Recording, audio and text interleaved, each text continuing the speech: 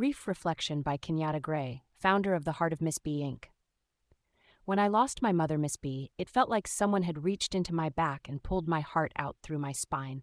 It was sharp, unrelenting, world-altering, and in the thick of it, the tears, the silence, the memories that came without warning, I believed I was the one hurting the most.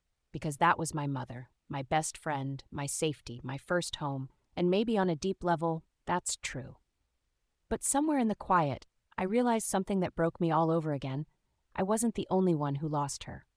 Grief has a way of blinding you, making your own pain feel so all-consuming that you can't even fathom someone else's. And to be fair, when your heart is shattered into 1,000 pieces, it's hard to think about anyone else's cuts and bruises.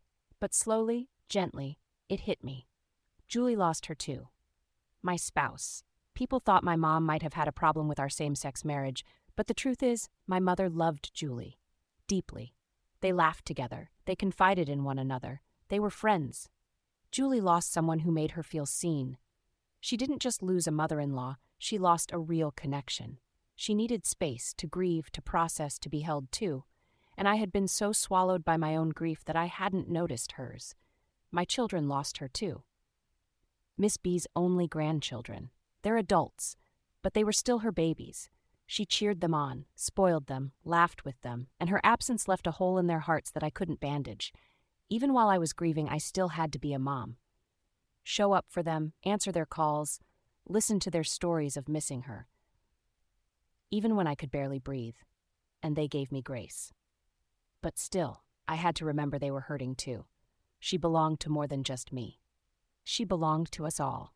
To Julie, to my children, to the women she poured into, to the community she loved, and when she left, we all lost her. I'm not a therapist, I don't have a degree in mental health, but I do have lived experience. I write about grief because I believe in the power of story, and if my story can help someone feel less alone on their grief journey, then my pain has purpose. It may take a while for you to realize it, maybe months, maybe years. But when you're ready, I invite you to look around at the people closest to you and gently ask, who else lost them too? Who's still carrying pain that mirrors my own? Because sometimes healing comes not just from being seen, but from seeing someone else's grief clearly too. 5 questions to reflect on. If you're navigating this realization, that others are grieving alongside you, here are a few gentle prompts to sit with. Who else in my family or circle was deeply impacted by this loss? Have I given myself space to acknowledge their pain alongside mine? Have I had a conversation, even a short one, to ask how they're coping?